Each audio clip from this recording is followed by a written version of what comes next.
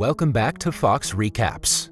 Today, I'm going to explain the movie What Dreams May Come, released in the year 1998. The movie opens up with Chris Nielsen, a physician by profession, who is enjoying his vacation in Switzerland. While he's rowing his boat in the lake, someone rows past him after striking his boat. Chris gets up to scold the person, but when he sees a beautiful lady on the other side, he controls his anger and directs her way to get to the shore. Later, the two meet each other and the lady introduces herself as Annie Collins, an artist. The two talk for a long time and are instantly attracted to each other. They bond so well like they've known each other for a long time. The scene then fast forwards to the time of their marriage. Soon, Chris and Annie can be seen in their house enjoying their time with their grown-up kids, Ian and Marie. One morning, during breakfast, Marie asks her mother to pick her up after school, but Annie refuses, telling her that she has an important meeting to attend. She then sends her kids to school with their nanny. Chris goes to see them off, and his voice narrating in the background informs us about the death of the children in a car crash the same day. Life becomes extremely difficult for the couple after losing their children. Annie has a nervous breakdown, and the difficulties in their marriage threaten a divorce. But however, they manage to persevere through their hard times and remain together. The scene then fast forwards by 4 years, and Chris can be seen treating an ill child in the hospital. While he's putting on the brain scans of a little girl, he gets a call from Annie, who informs him about an art exhibition going to happen that night. She also mentions that 8 paintings from Germany were supposed to arrive at her office, but unfortunately they're stuck somewhere. Hence, she urgently needs a solution to replace them in the art exhibition. Hearing this, Chris asks her to calm down and suggests she use her own paintings in the place of the lost paintings. Annie also agrees to do so, and Chris promises that he'll bring the paintings from the house as soon as he finishes his work at the hospital. After a while, Chris finishes his work and rushes home. On his way to the house, it's raining and he notices a number of cars slipping and colliding with each other under a tunnel. He somehow manages to stop his car and runs towards the accident site holding his medical kit. Being a doctor, Chris inquires with the people there if they need any medical assistance. On moving forward, he notices a woman stuck inside a flipped car and tries to save her. Right then, another car collides with the tunnel and comes flying towards Chris, killing him instantly. The death of Chris is a shock for Annie, as she is all alone now. In the following scene, we see Chris roaming around, unable to process the fact that he is dead. He tries his best to approach Annie and console her, but she doesn't listen to him. Moreover, nobody interacts with him. Later, Chris notices a blurred shadow-like appearance who introduces himself as Albert, his friend and mentor from his medical residency. Albert informs him that he's already dead. Chris further inquires about why he's not able to see him properly. In reply, Albert tells him that he will be able to see him when he accepts his death and moves on. At night, when Annie is trying to write something about Chris, he approaches her and tries to give her a message about him still being with her. But Annie is so disturbed that she doesn't even notice the message and throws the paper away. Seeing this, Albert suggests Chris walk away and let Annie face the truth. Desperate to make Annie feel that he's right beside her, Chris refuses to leave.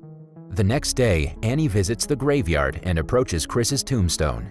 She runs her hands through the writings and remembers her late husband. Chris, on the other hand, comes closer to Annie and tries his best to make her feel that he's with her. Unfortunately, rather than feeling Chris's presence, Annie starts crying loudly. Seeing this, Chris realizes that he's of no use there and decides to walk away. In the next scene, Chris wakes up in heaven, a beautiful place similar to what he had seen in Annie's paintings. Now he is able to see Albert clearly, as he has accepted his death and moved on. Albert informs Chris that his surroundings are controlled by his thoughts and imagination. Soon, Chris notices the dream house that Annie painted in one of her paintings. He enters the house along with Albert and is amazed to see the interior, which is exactly what Annie had painted on her canvas. After some time, Chris and Albert go on a walk where Albert notices a purple tree in the middle of the hill. At the same time, Annie can be seen drawing the tree on her canvas, thinking that she can communicate with Chris through her paintings. Chris is amazed to see the things that Annie is painting in her real life. Seeing this, Albert tells Chris that he and Annie are soulmates, because of which Chris is able to see the tree in heaven. On the other hand, Annie realizes that Chris is dead and can no longer see her paintings, so she pours water on the canvas where the tree is drawn. Here in heaven, the tree that Chris and Albert are looking at also gets destroyed and all of its leaves fall down. Chris then understands that Annie is feeling lonely and gets angry as he's unable to comfort her. Later, Chris notices a toy of his daughter Marie and inquires with Albert about why he's not able to find his children there. In reply, Albert tells him that his children have created their own world and he will see them whenever he's ready. The next day, Chris wakes up and is greeted by a beautiful girl named Leona. She tells Chris that Albert had some important task to finish and that he sent her to take care of him. She then takes Chris to her world where he sees everyone flying around and enjoying their time. With everything going around, Chris remembers his daughter Marie and the paper doll art which was in her room. The world he's in seems similar to that of Mary's paper doll. After a while, it finally dawns on Chris that Leona is actually his daughter Marie. He then hugs her tight and the two share a beautiful reunion. In the following scene, Chris is at his dream house when Albert approaches him and informs him about Annie's death. At first, Chris gets sad, but later, when he realizes that Annie's pain is finally over and he'll get to meet her soon, he calms himself down. He then inquires with Albert about when he'll be able to meet Annie. Hearing this, Albert tries to make Chris understand that he will never be able to meet Annie as she has committed suicide and needs to fulfill her punishment for breaking the rule of death created by nature. Desperate to meet with Annie, Chris asks Albert to find a way, but the latter tells him that no one who committed suicide has ever entered heaven. Despite hearing this, Chris continues saying that he is Annie's soulmate and will do everything he can to find her and bring her back to heaven. Seeing Chris desperate, Albert decides to take him to a tracker who knows the path that will lead them to hell, the place where they can possibly find Annie. Following this, Chris can be seen on a boat with Albert on their way to meet with the tracker. When they reach a place similar to a library, Albert introduces Chris to an old man, the tracker. The tracker tells Chris that they might be able to find Annie, but she won't be able to recognize him or understand whatever he'll say to her. Soon, they sail towards hell and encounter some nasty weather conditions on their way. Later, the group is attacked by a group of spirits who pull their boat down, causing all of them to fall into the ocean. In the following scene, the group arrives at the shore, and Chris inquires with the tracker about the strange place. The tracker tells him that they're near the gateway of hell and also mentions that he has stopped getting signals from Annie. Hearing this, Chris replies that it's because he was thinking about someone else for a while. Chris can't help but think of his son, Ian. After remembering how he described Ian as the one man he'd want by his side if he had to face hell, Chris realizes that Albert is Ian. The two then indulge in an emotional reunion and decide to find Annie together.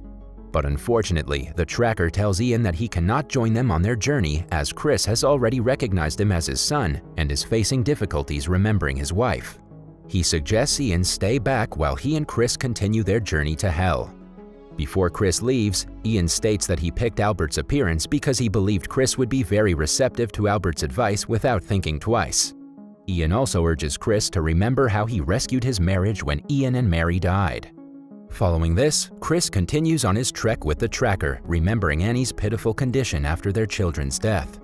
After some time, Chris and the tracker approach a field filled with the buried faces of the dead.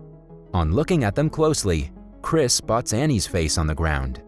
When Chris tries to reach Annie, the field collapses, and later they arrive at a dark and twisted copy of Chris and Annie's dream house.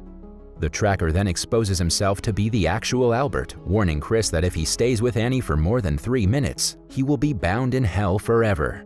All Chris can hope for is a chance to say his final goodbyes to Annie.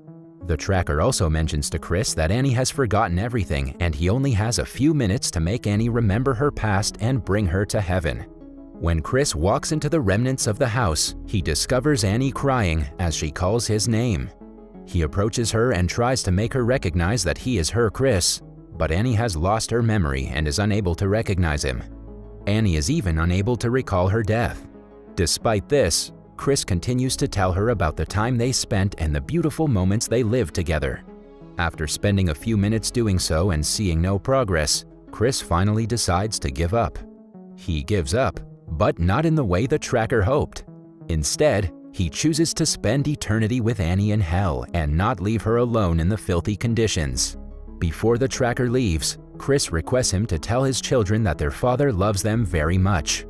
Following this, Chris returns to Annie and expresses his intention to stay with her forever.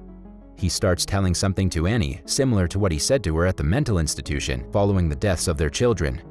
Hearing this, Annie starts remembering everything and realizes that Chris is actually her husband. But it's too late. Chris has already spent enough time succumbing to hell and falling asleep to Annie's nightmare. After getting her memory back, Annie wants nothing but to save Chris. In the last scene, Chris opens his eyes and finds himself in heaven. He realizes that he has lost Annie, but when he turns back, he's surprised to see her standing right behind him. Chris is very happy to see her there and expresses it with tears of joy and a passionate kiss.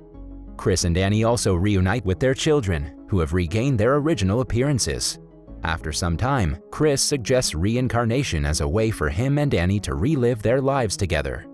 The film concludes with Chris and Annie reuniting as young children in a circumstance that is nearly identical to their initial encounter. That was all from the video. I hope you liked it.